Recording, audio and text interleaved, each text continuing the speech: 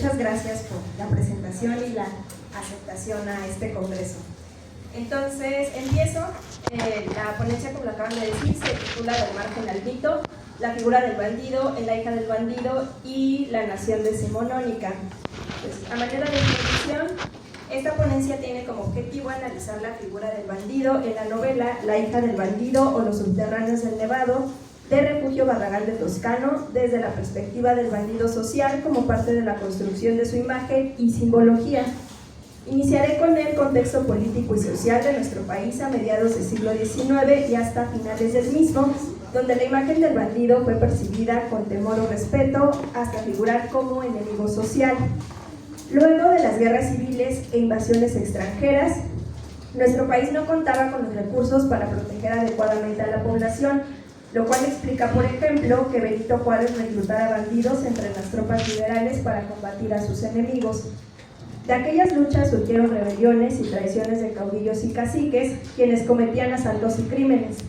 Al respecto, el historiador Alfonso Toro apunta, y lo cito: la inseguridad abarcaba todo el país, pues los caminos estaban infestados de bandidos, sin que las medidas más rigurosas pudiesen acabar con ellos. Fin de la cita. Ya para los tiempos del Porfiriato se incorpora una red de alianzas en los estados a través del Partido Liberal y los gobiernos locales. Actividades como la prostitución, el contrabando y el juego eran toleradas por el gobierno para proteger a los que apoyaban al dictador. Así pues, el bandido que se suprimía era aquel que se encontraba fuera del sistema creado para legitimar y mantener en el poder a Díaz. Ahora con los bandidos. Hablar del bandido nos remite a uno de sus primeros estudiosos, Eric Hobsbawm, quien lo describió como un hombre protector, defensor y vengador de los oprimidos. Por su parte, Van der Wood dijo que los bandidos se confrontan o se unen a los políticos o bien hacen negocios con gente poderosa, tales como hacendados y militares, para obtener beneficios. En su definición, y lo cito, son marginados ambiciosos que crean su parte en busca de la ganancia, poder o prestigio. Fin de la cita. Sin embargo, en México reparamos en que esos hombres no representan esa forma de rebelión campesina como los teóricos anteriores habían sugerido, pues nuestro bandolerismo fue una de las respuestas al contexto socioeconómico entre 1877 y 1893, de acuerdo con las investigaciones de Pablo Escalante Piña. Hacia finales de siglo proliferaron los salteadores de caminos, gavilleros, forasteros, malhechores y ladrones de caminos centrados en lugares solitarios, ya fuera de manera individual o dispersos en pequeñas agrupaciones. Y de acuerdo con Gloria Rojas Luna, la cito: los actos de los bandidos pronunciados mexicanos fueron violentos, arremetieron contra todos sin miramientos, así fueran hacendados o gente de campo y de todo aquel que pudieran robar. Fin de la cita. No obstante, como veremos en este análisis, existen diferencias en el proceder y las motivaciones de cada bandido. Ahora, ella es la autora de La hija del bandido, es Refugio Barragán de Toscano, una mujer de Jalisco, y se ha considerado la primera mujer que logró publicar una novela en el siglo XIX. También es recordada porque su hijo Salvador Toscano fue uno de los precursores del cine en la Ciudad de México. Después de que llega el cinematógrafo, Salvador Toscano se involucra en esos negocios. Y bueno, entonces, para la novela a mí me parece importante recalcar la fuerte conexión que existe entre historia y literatura. Todo trabajo literario tiene un doble nivel interpretativo. Uno es la perspectiva del mundo según el autor y otro es el reflejo de un momento histórico determinado.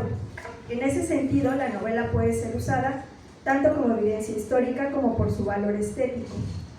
Este necesario acercamiento nos permite abordar al personaje del bandido en esta novela de Refugio Barragán de Toscano, como les había dicho, considerada la primera mujer mexicana en publicar una novela. Barragán publica su texto durante la segunda época del gobierno de Porfirio Díaz en 1884. Para esta fecha, los bandidos ya no asaltaban diligencias o pueblos indefensos como en la Reforma. Sin embargo, aquí lo novedoso es que no solo el bandido principal, Vicente Colombo, sea un padre preocupado por su hija, sino que la autora elige como lugares de desarrollo de la trama la periferia y lo regional, como entonces lo eran Zapotlán el Grande, hoy Ciudad Guzmán, Colima y Sayula.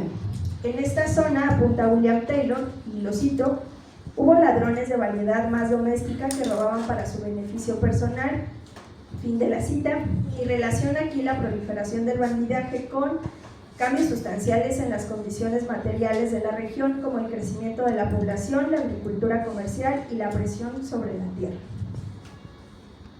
En cuanto a la estructura, esta novela tiene 6 libros y cada uno sigue las características de la novela de folletín, muy común durante el siglo XIX, además de otros parámetros de la tradición romántica literaria, como la exaltación de la flora y fauna local, así como detalles de los volcanes de Colima, o el recurso de los llamados cliffhangers, en los que casi al terminar cada capítulo se introducen elementos dramáticos que se tienen que resolver en el próximo, y con ello mantener la atención del lector. Esta estrategia folletinesca le permite a la autora presentar el funcionamiento de sus personajes. Por un lado tenemos a los buenos, como María, la hija del bandido, o Martín, uno de los criados, y por otro están los malos, singularizados por Vicente Colombo, el jefe de los bandidos, cuyos orígenes, nos cuenta la narradora, son los siguientes. Y cito la novela, dice: hijo de un platero honrado, había recibido ejemplos de virtud y de probidad, unidos a una educación regular, pero sus malos instintos le dominaron desde muy niño y creciendo con su edad, le indujeron a abandonar la casa paterna para lanzarse en pos de una vida vagabunda y aventurera, que a poco tiempo le arrastró al vandalismo más desenfrenado. Unióse a la cuadrilla de bandoleros que se albergaba por entonces en aquellos subterráneos desconocidos, y bien muerto el capitán de ella, le sucedió en el mando por aclamación unánime. Bueno, fin de la cita. Con esta definición, Colombo no representa un criminal plano, sino que muestra la dicotomía entre un asaltante temido y un padre sensible. La construcción literaria del personaje apunta a que sus orígenes son decentes, pero que la maldad germinó en él desde niño, y esto podría tener un dejo de un incipiente naturalismo más desarrollado hacia finales de siglo. Y si bien logra acumular riquezas, la manera de obtenerlas lo coloca como un fugitivo de la ley. Esto nos confunde un poco porque Colombo era un hombre con cierta educación y para la época aparentemente había una discrepancia entre lo que la gente pensaba racionalmente sobre quiénes eran los bandidos, generalmente las clases bajas, y aquellos individuos que, aunque tuvieran algún nivel de cultura, de alguna manera se inclinaban hacia la delincuencia.